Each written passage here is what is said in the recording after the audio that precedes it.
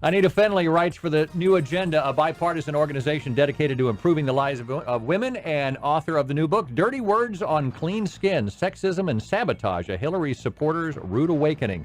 Anita, welcome to the program. Thank you, Ernie. Thank you, Molly. It's so great to be with you both. What kind of rude awakening did you get? Well, I tell you, when I saw the amount of media bias that came out in 2008, I mean, basically, to put it very delicately, Hillary Clinton was fed a crap sandwich at the hands of the bulk of the mainstream media while they were offering sweetheart letters to her opponent, Barack Obama.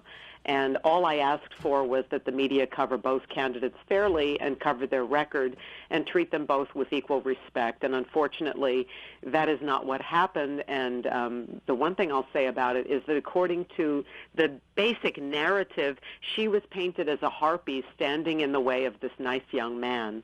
And for me, as an informed, educated voter, according to the bulk of the pundit class, I didn't exist.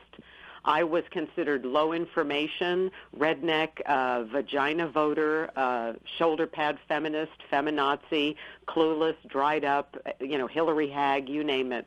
And I think that it really did the American people a disservice because it's reflected, well, let's put it this way, what's past this prologue.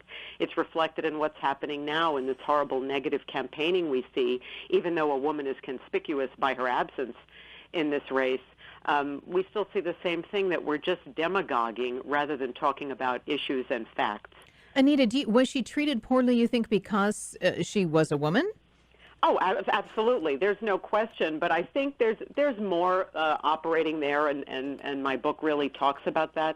Part of it was just a good old-fashioned sexism, and one of the questions that I pose in Dirty Words on Clean Skin was misogyny the motive or merely the method of disqualifying a qualified candidate?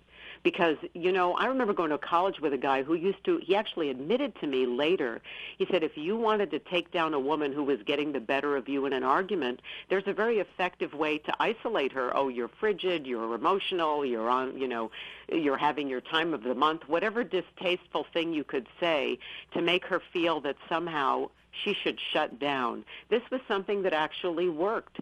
And if you looked at just the bullying that she received in, on TV news and in print, it really was that kind of thing. She was taken apart far more for her womanhood, and we really didn't discuss her policies. I mean, even Paul Krugman, many people came out and said that her economic policy and her policy for health care, that she was much better at all of this, and she had a much better understanding.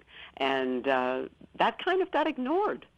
We were more worried about ankles and cackles and bourbon shots and bowling scores and the Hillary cackling pen and all of this, and and her pantsuits and oh my goodness, that's right, Molly. The Yes. endless comments with the pantsuits, and Yes. what I find really upsetting now is Vice President Biden made another unfortunate gaffe. Yesterday, I'm sure you heard about this, that he was in front of an audience of half African-American people in, I think it was West Virginia, and he made the comment that the Republicans want to put you all back in chains.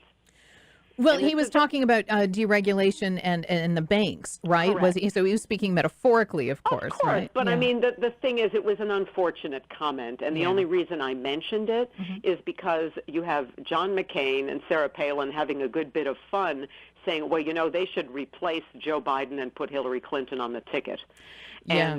And be aware, too, I'm sure you've heard of this, that everywhere from the Chicago Tribune to the L.A. Times, the New York Times, the Huffington Post has for the last year and a half been saying, oh, she should be put on the ticket. And then even the Chicago Tribune shocked me by saying, well, President Obama should pull an LBJ and she should just step in and be president instead of him.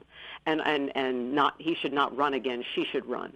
So it really is interesting to me that now some of the self-same people who were so horrible to criticize her 4 years ago are now intimating that she should have this job. Well, but they've warmed up to her husband as well, to Bill Clinton. Certainly, Republicans have now warmed up to him, and they wanted him impeached. I just have to ask you. Isn't that interesting? Well, Yeah. Have you seen the new documentary? It's on HBO called About Face. They interview all the early supermodels, and they talk about how misogynistic the country, the world is right now. And so you hear from supermodels about misogyny, and you're talking about this with politicians as well. So absolutely. And I was just interviewed in a number of wonderful radio sites. We were talking about how women Olympians are dealing with the same issue.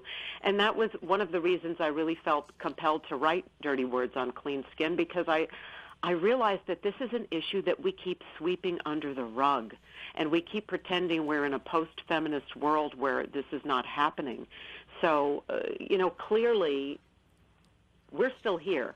We still have a long way to go. Anita Finlay writes for the New Agenda. The book is called Dirty Words on Clean Skin, Sexism and Sabotage, a Hillary supporter's rude awakening. Anita, thank you for coming on. We appreciate it. Oh, thank you so much, Molly. Thank you so much, Ernie. Have a wonderful day. You too. thank you.